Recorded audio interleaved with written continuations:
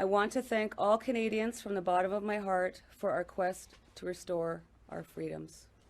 Thank you. Bonjour à tous, merci d'être présents. Joanie Pellechat. Je vais essayer de laisser comme ça. Nous sommes ici aujourd'hui par amour pour nos familles, nos enfants, nos petits-enfants, nos communautés et notre nation. Ces 2 dernières années, les mandats COVID-19 nous ont divisés. Cette manifestation a commencé en raison des restrictions du gouvernement fédéral sur la liberté des camionneurs. Notre mouvement s'est développé au Canada et dans le monde entier, parce que les gens ordinaires en ont assez des mandats et des restrictions dans leur propre vie qui semblent maintenant faire plus de mal que de bien.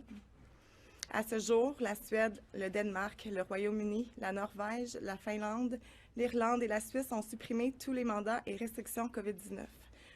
Nous demandons donc à tous les niveaux du gouvernement du Canada de mettre fin à tous les mandats et restrictions du COVID.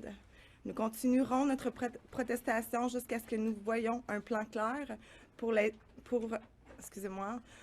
élimination. Le premier ministre Scott Moe de la Saskatchewan a pris le leadership au Canada en mettant fin aux restrictions et aux mandats dans cette province. Espérons que ces paroles se transformeront en actions durables. Jusqu'à présent, personne du gouvernement fédéral, provincial ou municipal ne nous a parlé directement. Au lieu de cela, ils vous utilisent, vous les médias, pour nous présenter comme des racistes, des misogynes et même des terroristes. La réalité est que les membres de ce mouvement de liberté sont des citoyens moyens, épris de paix et respectueux des lois de tous les horizons qui en ont assez d'être méprisés et intimidés par le gouvernement. Nous continuons de voir de nouveaux Canadiens venir à Ottawa chaque jour pour des manifestations pacifiques. Nous tenons à remercier les centaines de résidents d'Ottawa qui se sont manifestés pour montrer leur soutien en offrant un hébergement, de la nourriture et tout simplement de l'amitié aux membres de notre convoi. Cet amour de la communauté est la raison d'être du Canada.